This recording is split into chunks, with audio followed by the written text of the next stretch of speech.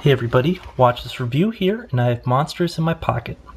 Say what? Monsters in his pocket? Is that guy some kind of pervert? Well folks, let me tell you a little story.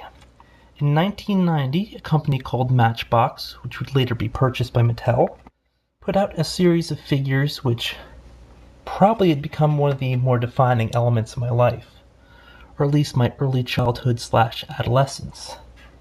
And these were called Monster in My Pockets. Monsters in My Pocket, or whatever, but they would come either in a 3-pack of low point value monsters. Each monster is ranked between 5 and, where's the point on his dude? Between 5 and 25 points. This guy's a 10-pointer. There are little 3-packs which would have like the low pointers, like this guy, the Ghoul, Kali, Vampire. And then other ones which would have a 25-pointer like Griffin here, and then just a bunch of lesser guys, but Jotun Troll, Springheel Jack. Now unfortunately this series never took off in the US as much as it did overseas, so we only got 2 or 3 expansions. Ogre. They came in 4 different colors in the beginning. Medusa. Tyrannosaurus Rex, and received some controversy because some of the characters were actually religious depictions, such as Kali over here, which is a Hindu god, the Goblin, the Mummy, Cerberus.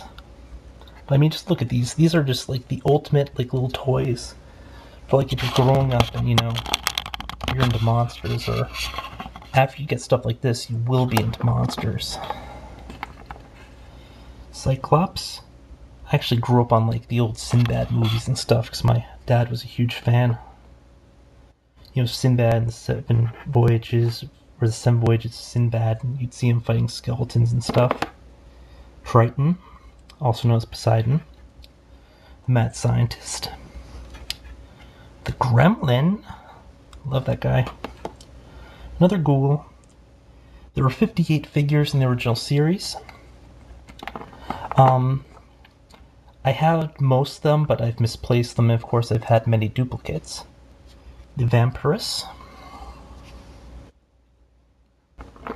The Cockatrice, with the paralyzing sight and venomous breath.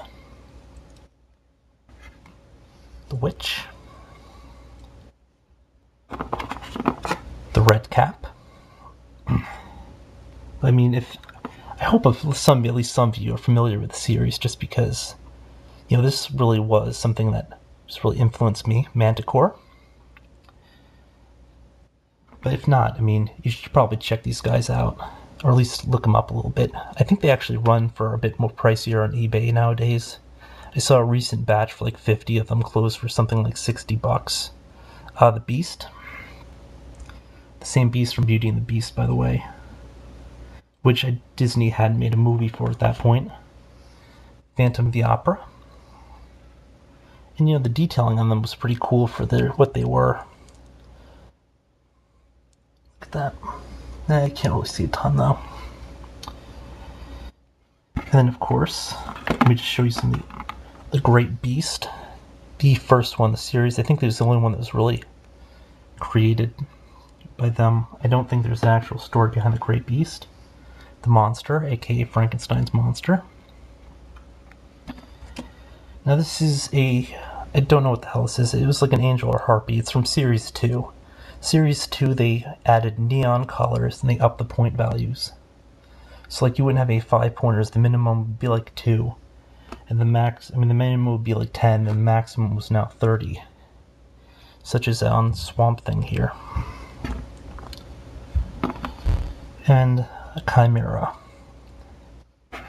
Now accompanying this was a collectible card game.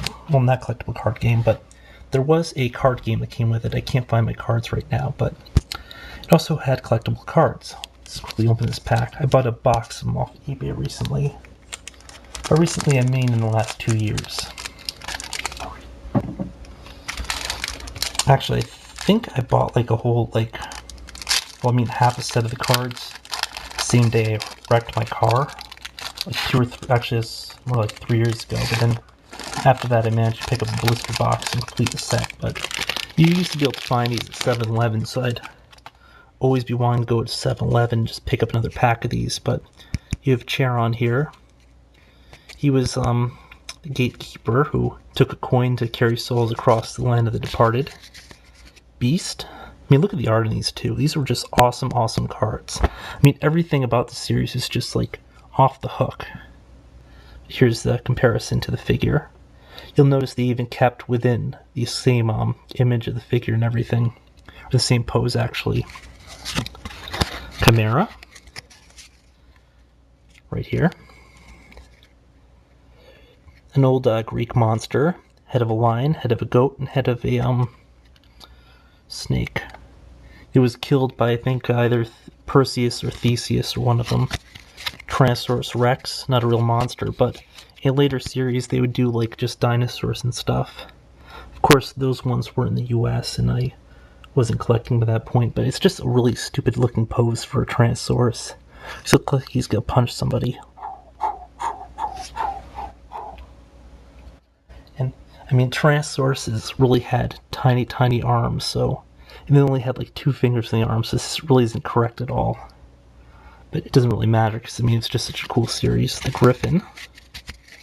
Actually, I'm just kind of lucky right now, because almost every figure, every card I've drawn is one of the figures I've owned.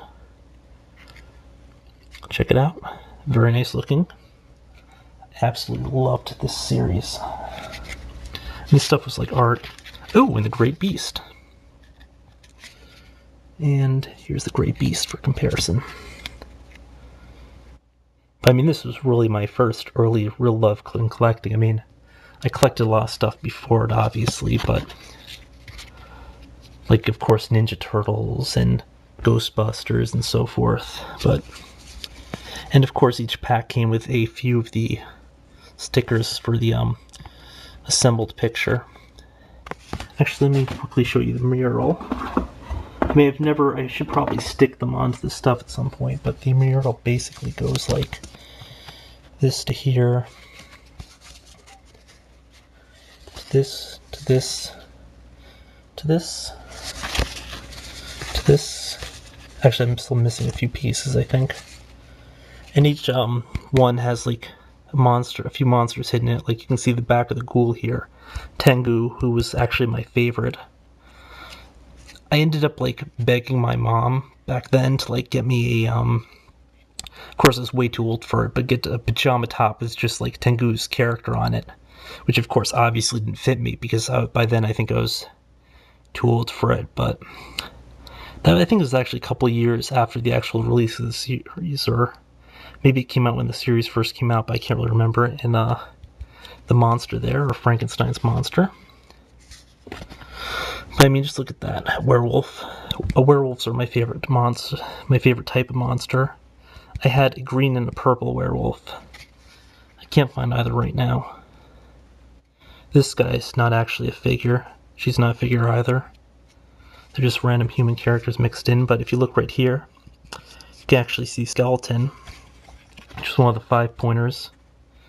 The red cap, Hunchback, more generic characters with a vampire in there. I mean, who'd just stand there looking out a window with a vampire behind them?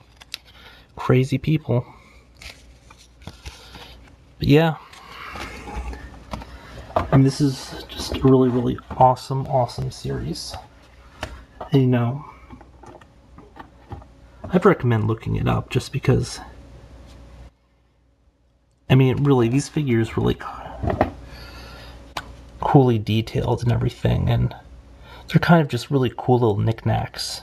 I mean, at least if you like pick up like 1 or 2 of them just to like have around. Every Halloween, actually most of the year, I have a whole display of these in like a little wall thing. But on Halloween, I just like decorate my desk and stuff with these guys. And just always hope that I bring as many into the office as I leave with. Because, you know, something like this does occasionally have a tendency to vanish, but as a series, as a whole, you know, this is the stuff that I think it's really great that it was available to kids then, and I just really hate the fact that it's not available to stuff like this isn't really available to kids nowadays, because it's a great way to introduce kids into mythology, which is one form of history, or at least in some senses history, because it deals with the culture and the society of a people. And there are just a lot of cool mythologies, like the Jotun troll here, a many-headed troll from Norse mythology, and you actually see one of these if you go to Disney that's in Florida. I forget if that's Disneyland or Disney World, but they have the Jotun troll, and when you're going through that big ride, it'll tell you to go back, go back. Then your raft just suddenly starts going backwards. It's like crazy. It just jumps out of a bush. But all in all, it's a great series. I'd recommend everybody to at least look at it. But a lot of it's just my personal sentiment.